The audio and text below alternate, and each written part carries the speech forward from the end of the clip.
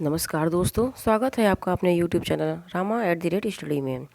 आज के इस टॉपिक में हम करंट अफेयर्स के कुछ टॉपिक को डिस्कस करेंगे जो कि किसी भी एग्ज़ाम्स के लिए बहुत ही यूज़फुल होने वाले हैं। तो वीडियो को अंत तक ज़रूर देखिए। तो चलिए शुरू करते हैं। आज का हमारा पहला क्वेश्चन है, जनवरी 2022 में एयर इंडिया लिमिटेड के अध्यक्ष और प्रबंध निदेशक के रूप में किसे नियुक्त किया गया है? ए. विपुल गुप्ता, बी. विक्रम देवदत्त, सी. मुकेश अंबानी, डी. राजीव बंसल। इस क्वेश्चन का राइट आंसर है बी. विक्रमदेव दत्त। बढ़ते हैं इसके इंपॉर्टेंट पॉइंट की ओर। विक्रम देवदत्त को एयर इंडिया के अध्यक्ष और प्रबंध निदेशक के रूप में नियुक्त किया गया है। विक्रम देवदत्त 1993 बैच के भारतीय प्रशासनिक सेवा के अधिकारी हैं। सरकार भारी कर्ज में डूबी एयर इंडिया को बेचने के लिए काफ़ी दिनों से कोशिश कर रही थी, जिसके लिए टाटा ग्रुप ने इसकी सफल बोली लगाई है और पुनः एयर इंडिया टाटा ग्रुप के हाथों में चला जाएगा। टाटा ग्रुप ने इसके लिए 18,000 करोड़ रुपए की बोली लगाई है। 1932 में जे.आर.डी. टाटा ने टाटा एयरलाइंस के नाम से इसे शुरू किया था। शुरू में यह एयरलाइंस कराची से मद्रास का फ्लाइट सर्विस देती थी, जो अहमदाबाद और मुंबई होते हुए जाती थी। 1948 में भारत सरकार ने इसमें 49% हिस्सेदारी खरीद लिया था। एयर इंडिया का कार्यवाहक केंद्र मुंबई के छत्रपति शिवाजी अंतर्राष्ट्रीय हवाई अड्डा है। यहाँ से एयर इंडिया की उड़ान अंतर्राष्ट्रीय स्तर पर 39 गंतव्य स्थान तथा भारत में 12 गंतव्य स्थानों तक जाती है। एयर इंडिया का मुख्यालय मुंबई, महाराष्ट्र में है। अगला क्वेश्चन, जनवरी 2022 में किस बैंक ने अपने ग्राहकों के लिए $US ऑफशोर फंड लॉन्च किया है? A. Bank of Baroda, B. Union Bank, C. Federal Bank और Equitas health, D. Axis Bank. तो इस क्वेश्चन का राइट आंसर है सी. फेडरल बैंक और इक्विटस वेल्थ। फेडरल बैंक और इक्विटस वेल्थ ने मिलकर अपने ग्राहकों के लिए $US ऑफशोर फंड लॉन्च किया है। यह सिंगापुर से बाहर स्थित एक वैश्विक फंड प्रबंधन कंपनी है। फेडरल बैंक के NRI और निवासी ग्राहक इस फंड में निवेश कर सकते हैं। फेडरल बैंक का कार्यालय अलुवा, कोच्चि, केरल में है। इसकी स्थापना 23 अप्रैल 1931 को हुई थी। 31 मार्च 2016 के आंकड़ों के अनुसार देश में फेडरल बैंक की 24 राज्यों में 1252 शाखाएं हैं तथा 1516 ATM है। और अगला क्वेश्चन है, the legend of Birsa Munda पुस्तक किसने लिखी है? ए. जयनारायण और वैशाली शर्मा, बी. मुक्ता सेन और विनीत गुप्ता, सी. तुहिन सिन्हा और अंकिता वर्मा, डी. उपरोक्त में से कोई नहीं। तो इस क्वेश्चन का राइट आंसर है सी. तुहिन सिन्हा और अंकिता वर्मा ने लिखा है। The legend of Birsa Munda पुस्तक एक प्रसिद्ध आदिवासी नायक बिरसा मुंडा की कहानी है, जिसने अपने आदिवासी समुदाय की रक्षा एवं अधिकारों के लिए ब्रिटिश अधिकारियों के खिलाफ मोर्चा निकाला। बिरसा मुंडा एक जनजातीय समूह है जो नागपुर पठारी में निवास करता है। 1 अक्टूबर 1894 को बिरसा मुंडा ने अंग्रेजों से लगान माफ़ी के लिए आंदोलन किया था। बिरसा मुंडा लगातार अंग्रेज सिपाहियों से आदिवासियों की रक्षा के लिए लड़ते रहे, इसलिए अंग्रेजों ने 1900 ईस्वी में इसे बिरसा मुंडा को जहर देकर मार दिया। आज भी बिहार, झारखंड, उड़ीसा, छत्तीसगढ़ और पश्चिम बंगाल के आदिवासी इलाकों में बिरसा मुंडा को भगवान की तरह पूजा जाता है। बिरसा मुंडा की समाधि रांची में कोकर के निकट डिस्टिलरी पुल के पास स्थित है। बिरसा मुंडा की स्मृति में रांची में केंद्रीय कारागार तथा बिरसा मुंडा अंतर्राष्ट्रीय विमान क्षेत्र भी है। 10 नवंबर 2021 को भारत सरकार ने 15 नवंबर यानी बिरसा मुंडा की जयंती को जनजातीय गौरव दिवस के रूप में मनाने की घोषणा की है। मेरा अगला क्वेश्चन है,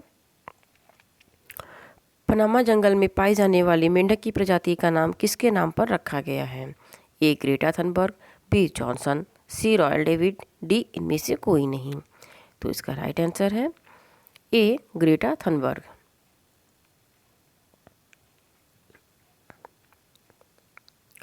मध्य और पूर्वी पनामा के जंगलों में मेंढक की एक प्रजाति पाई गई है। यह मेंढक पूर्वी पनामा में शेरों के एक स्काई आइलैंड में खोजा गया है। इस मेंढक की प्रजाति का नाम प्रसिद्ध पर्यावरण कार्यकर्ता ग्रेटा थनबर्ग के सम्मान में रखा गया है। ग्रेटा थनबर्ग स्वीडन के एक पर्यावरण कार्यकर्ता हैं।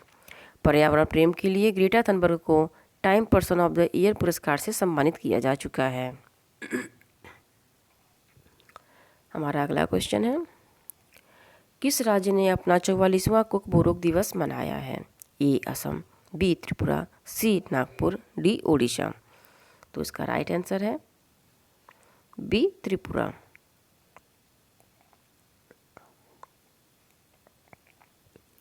कोक बोरोक दिवस त्रिपुरा द्वारा मनाया गया है। यह भाषा त्रिपुरा में एक आधिकारिक भाषा है। यह दिवस कोक बोरोक भाषा के विकास का जश्न मनाने के लिए प्रतिवर्ष 19 जनवरी को मनाया जाता है। कोक बोरोक त्रिपुरा की मूल भाषा है जो लगभग हजारों वर्षों से बोली जा रही है।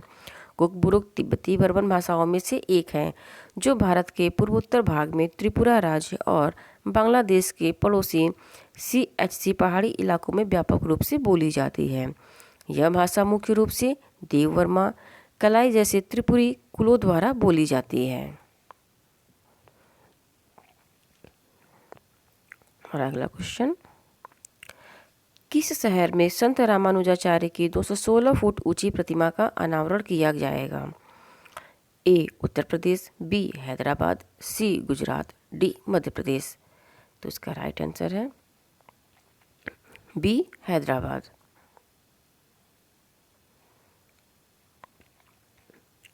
हैदराबाद के शमशाबाद में रामानुजाचार्य की 216 फीट ऊंची प्रतिमा का अनावरण 5 फरवरी को प्रधानमंत्री श्री नरेंद्र मोदी द्वारा किया जाएगा। 13 फरवरी 2022 को रामानुजाचार्य की प्रतिमा के आंतरिक कक्ष का अनावरण राष्ट्रपति रामनाथ कोविंद द्वारा किया जाएगा। रामानुजाचार्य की इस ऊंची प्रतिमा को स्टैचू ऑफ इक्वलिटी नाम दिया गया है।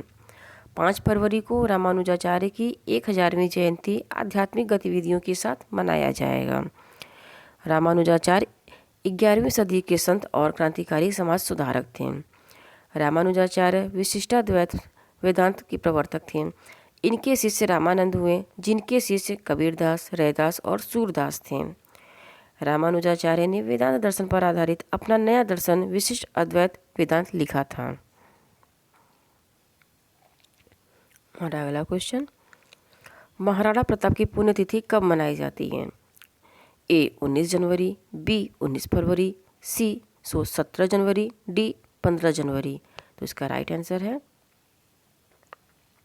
ए 19 जनवरी।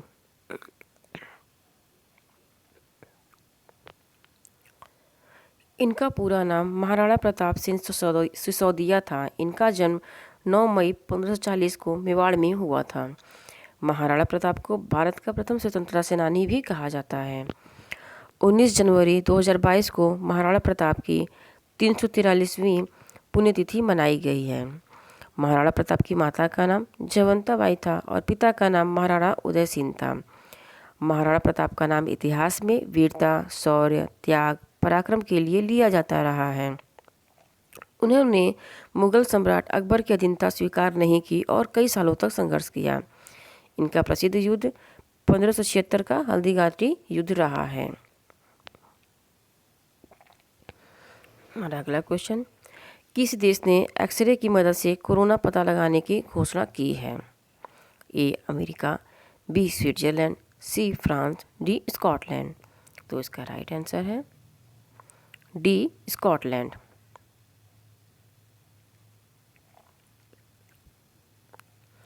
स्कॉटलैंड के वैज्ञानिकों ने घोषणा की है कि एक्सरे के माध्यम से कोरोना वायरस का पता लगाया जाएगा।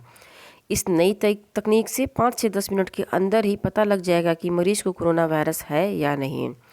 इस परीक्षण के अंतर्गत व्यक्ति के अंदर वायरस की उपस्थिति का पता लगाने के लिए आर्टिफिशियल इंटेलिजेंस का उपयोग किया जाएगा।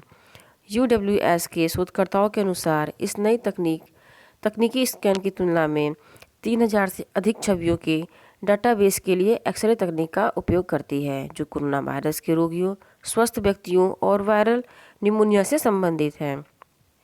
वैज्ञानिकों ने यह दावा भी किया है कि यह परीक्षण 98% से अधिक सटीक साबित हुई है।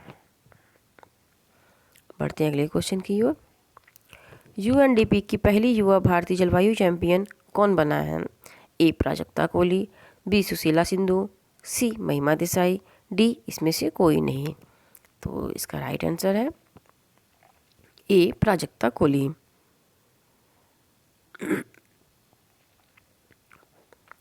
संयुक्त राष्ट्र विकास कार्यक्रम भारत के द्वारा पहली युवा जलवायु चैंपियन के रूप में प्राजक्ता कोली को चुना गया है।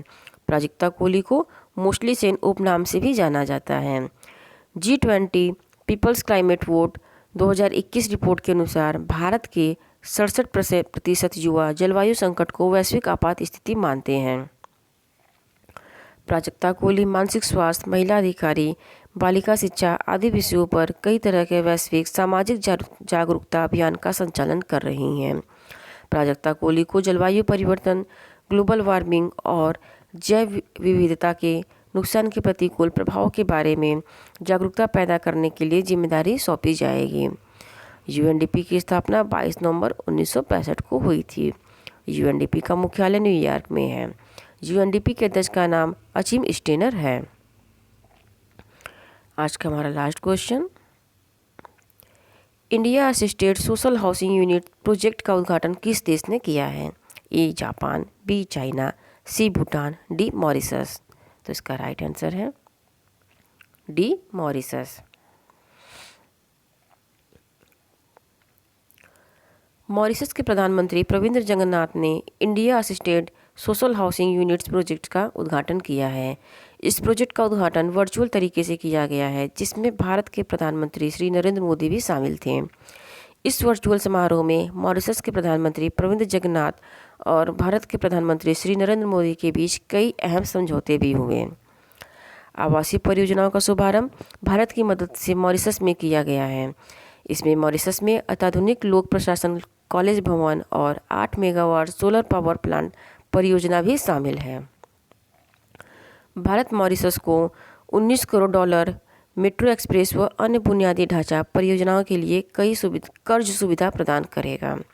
मॉरिशस की राजधानी पोर्ट लुइस है। मॉरिशस की मुद्रा मॉरिशियाई रुपया है। अगर आपको हमारा वीडियो पसंद आए तो please like, share and subscribe जरूर करें। और थैंक यू।